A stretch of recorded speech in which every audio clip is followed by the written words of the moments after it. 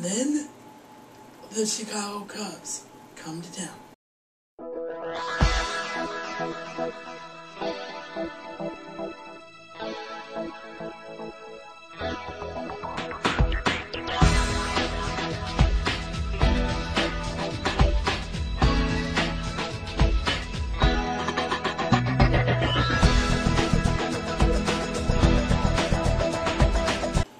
In game 1 of that series, game 4 overall of the season,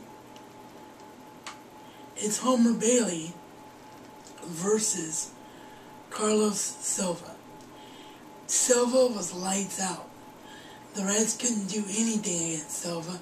He was just a complete mystery to them, and it didn't help that they wouldn't let themselves go deep into the count at all. They were swinging at the first 2 pitches nearly every single at bat. So it looked like, here we go again, the Reds were going to lose all of that momentum they had coming off the Johnny Gomes home run. But the Cubs went to their bullpen, and that's the Cubs' Achilles heel this year, is their bullpen. So the Reds hung around there. Homer Bailey kept them in the game, despite Silva being lights out. Homer Bailey gave up only 2 runs. He kept them in the game, so the Reds were in a position to battle, and battle they did. They had 1 run on the scoreboard against Carlos Silva. They load the bases up for young center fielder Drew Stubbs. Stubbs, bam, right over the wall. Reds 5, Cubs 3, grand slam home run, the first of his career for young Drew Stubbs. And then in the top half of the 9th inning, things got interesting again, as Francisco Cordero actually looked somewhat human, got himself in a little bit of trouble, surrendered 1 run to the Cubs, but was able to nail it down and hang on. Final score, Reds 5, Cubs 4. So despite a great performance for Carlos Silva, the Reds were able to pull off a win.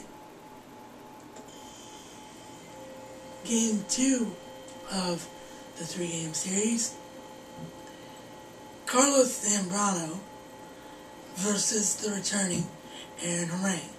And once again, the Reds get a lead, but Aaron Harang is unable to hold it.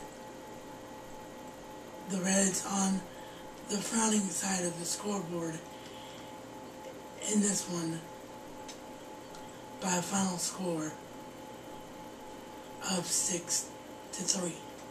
Which leads us to yesterday's game, one of the biggest days in the history of the Cincinnati Reds, as Tom Corzolani of the Chicago Cubs took on Mike Leake of the Cincinnati Reds. That's right, Mike Leake, the #1 draft pick by the Reds, 8th overall in last year's 2009 baseball draft.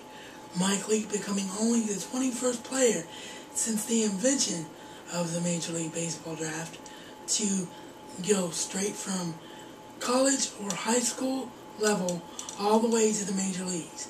This guy didn't throw 1 single pitch at any minor league level. Would the Reds fall flat on their face?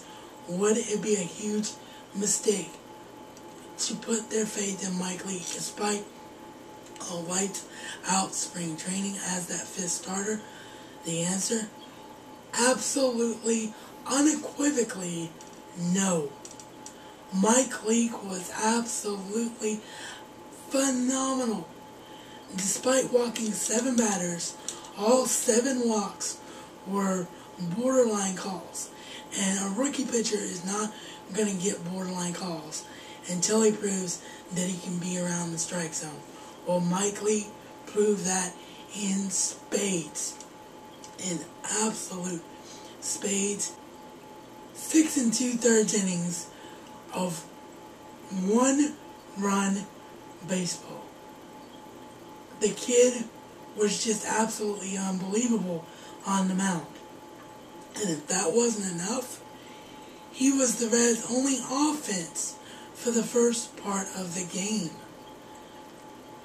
as he had 2 hits. He went 2 for 2 at the plate in his major league debut. Absolutely storybook. Couldn't write it better if you were paid $1 million by Hollywood. League unbelievable. The Reds, though, kind of struggled at the plate against Tom Orsolani. They once again had to victimize the Cubs bullpen to pull this one out. Final score 3-1. But like I said, the big story was Mike Leake. He was absolutely phenomenal. Also, what made this such a big day for the Reds was Aroldis Chapman. Aroldis Chapman, the big signee, defectee from Cuba. Chapman started for Louisville in Toledo and was absolutely lights out in his start, throwing 1 fastball at 101 miles an hour and 1 fastball at 102 miles an hour. I'm telling you what, the Reds have the best problem in all of baseball right now. Because if Chapman keeps pitching like he's pitching, you can't keep him in the minor leagues. Leake has absolutely lights out. You want to probably at some point move him out of that 5 position so that he gets more playing time. You've got Edison Volquez, who may or may not this year be able to come back from surgery. But if he's able to come back, think about what he's done in the last few years and how amazing he's been. So you've got 7 guys battling for 5 positions.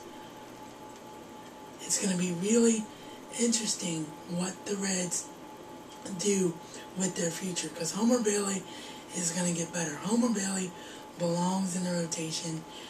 You've got Cueto that's going to get better. You've got Arroyo that's lights out. You've got Orang, who's believed to get better. And then you've got Chapman, Leake, and Volquez, who have to figure out somewhere in this rotation. It's going to be unbelievable to watch. That is the state of the Cincinnati Reds address for Week 1. How will they fare as they head to Florida for the first road trip? Those of you that don't know, red bill means home, black bill means away, hence the black billed hat today. Only time will tell. This is reality according to the Razman. And Razman style is not just a catchphrase, but a way of life.